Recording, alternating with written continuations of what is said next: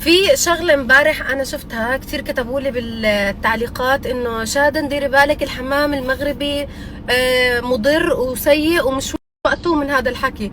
أنا قرأت عن الموضوع وعرفت إنه معاكم حق، بس البخار والسخونة هي الضرر فيها.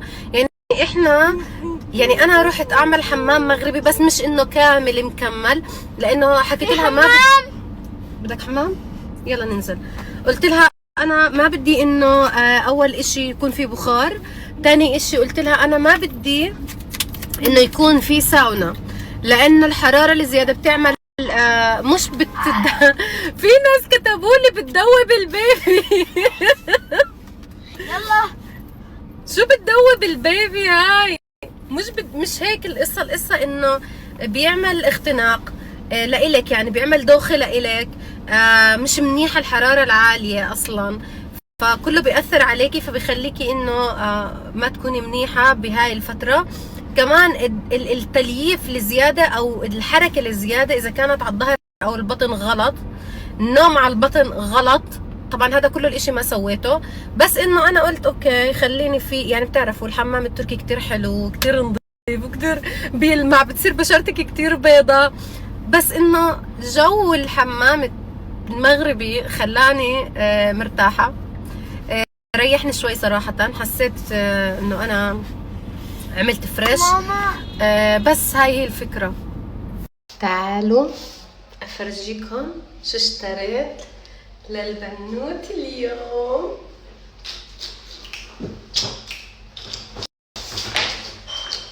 انا ابطل شريان نواي. وليه جايبه كل هالخزانه هاي؟ عشان اعبيها. هو اشياء صراحه انا وصاحبتي كنا ماشيين، فهي عندها فكره اكتر بالمحلات اللي يعني فيهم اواعي مناسبين للاطفال وما بيعملوا حساسيه او ما بيعملوا وبر او ما بيعملوا هيك شغلات مع الغسيل. فكنا ماشيين انا وياها وقالت لي في محل كذا كذا كذا. كنت بحكي لها انه انا مش عارفه شو بدي اشتري لهلا، او مش عارفه اذا جهزت كل شيء ولا لا. فقالت لي في محل هون اسمه نيكست، تعالي افرجيك اياه، وهدول الجوده تبعتهم جدا ممتازه. ف نصحتني اول اشي اشتري هذا النوع من الملابس الداخليه للاطفال. فاشتريت اول العمر، يعني up 1 month. قالت لي هاد حتى لو بتغسليه يعني ما بعرف شو بسموها، ما بكش هيك. قالت لي انه مع الغسيل ما بتمددوا هيك. فنصحتني فيهم، ولانها نصحتني فيهم جبت 2 باكيت. بتعرفوا يعني بعد مهارتي ولدت لي على الاواعي، هم الاواعي اللي كانت والدة عليهم هم اصلا الاساسيات اللي زي هيك. اشتريت من هدول، يعني كل قطعة 7. وكمان اشتريت من هدول. ليش؟ لانه انا بولد بشهر 10. شهر 10 بيكون برد، فالكواليتي تبعتهم كتير منيحة. قالت لي وشوية قال يعني مناح حلوين كمان. صراحة هدول شفتهم قلت لا والله ما اطلع من المحل الا وانا شارياهم. نو واي انا اطلع من المحل ومش شارياهم. صراحة قلبي مش راح يطوعني. انجنيت وارتحت، بس والله مش قادرة اتخيل ربي كتير كيوت. صاحبتي حامل بولد، هي بعد بنتين عندها ولد، وانا بعد ولد عندي بنت. فالشعور هيك بتحسوه، هي حرام عم تمسك اواعي البيبي الولد وعم تصفن فيهم وتتفرج فيهم، وانه كتير كيوت وهيك، وانا عم اصلا ماسكه اواعي البنت واتفرج فيهم. يا الله الشعور، يعني عن جد سبحان الله لما ربنا يرزق البني ادم شيء لسه ما حس فيه بيكون الشعور كتير غريب. وطلع يعني طبعا فكمان اشتريت هاي القصص الكيوت. طلع بدي اروح افرجيهم لامي لسه ما شفتهم. كانت تحكي تليفون. طلع قلبي اسمعوا انتوا اللي عندكم بنات كيف متحملين، والله ما بعرف، والله ما بعرف كيف متحملين. بعدين جبت هاد Welcome to the world مكتوب هون. انا حسيت كتير كيوت والوانه كتير كيوت، انا بحب هاي الالوان. هذا ولا اشي وهدول عن جد عن جد هدول اخر شي، عن جد هدول اخر اشي التبانات. هدول طبعا اكبر يعني من 3 يعني 3 ل 6. هدول طلعوا ماكيتهم، طلعوا ماكيتهم يا اختي. البنات يمو، البنات البنات البنات البنات البنات يجننوا، البنات يجننوا، البنات يهبلوا. فهدول اللي اشتريتهم، وهلا حاليا ما راح اشتري كثير قصص. وهدول طوائل طبعا عندي منهم، بس حسيت هدول عشان في طقم هون، في لهم طقم زي هيك. هذا لا مو هذا، خربشنا انا وياها. يلا اتس اوكي مش ضروري. فعشان هدول كنت فاكراهم طقم اشتريتهم. anyway راح افرج هدول بس لامي علشان امي ما شافت هدول. حاليا على الماكينة زي كل يوم لازم نطبع شيء. اكيد ما راح اني ما اطبع ما بقدر، صرت يوميا. فشو طبعت انا وإيلان؟ فكرة كتير حلوة.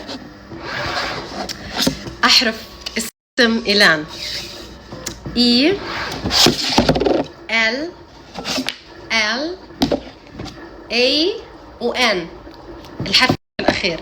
هدول حييجوا زي هيك. خلاص انا بدي اعملكم مشروع، والله حاعمل حاليا. انا بدي افرجيكم الفكره هاي لاسم إيلان، وبعدين رح اعمل اسم البنوته. فهدول بيجوا زي هيك، بتيجي بتعليقه إيلان، وفي يعني هي كتير كتير كتير حلوه الفكره. رح افرجيكم اياها بعدين.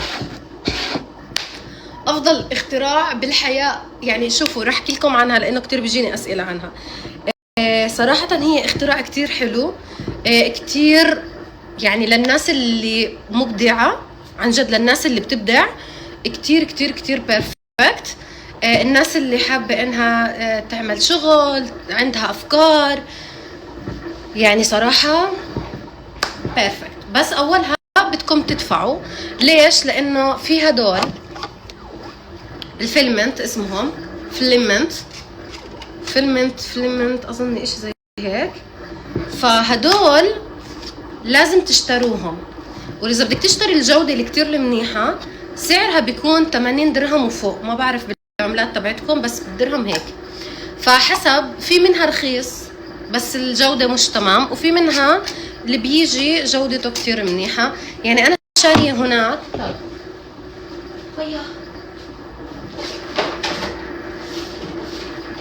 وبيجي منها اشكال والوان كتير. يا الله. اوكي anyway صارت عامله. فبهذا شيء تاني، شايفين هاي نوع تاني، وهذا النوع صراحه بيجي قريب من لون الخشب. هلا رح افرجيكم العلبه اللي طبعتها، قريب كتير من لون الخشب. تيجي بتعمل هيك، بس هذا كمان يعني على كمية صغيرة صراحة أغلى من هدول، من هاي البلاستيك. وفي أني وحدة هاي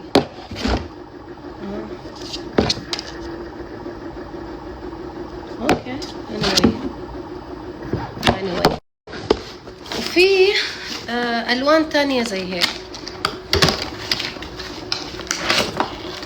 هدول بيجوا على وجهين، فلما بتطبعي فيهم بتطلع القطعة على وجهين ملونة.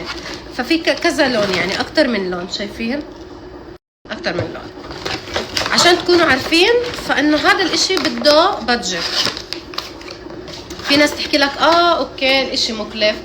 ممكن الإشي مكلف إذا أنتي عم جايباها لإلك وعم تعملي في البيت، يعني بس شغلات إلك. أنا صراحة حابة إنه أطور موهبة إيلان بالقصص البرمجية والهندسية وهيك شغلات.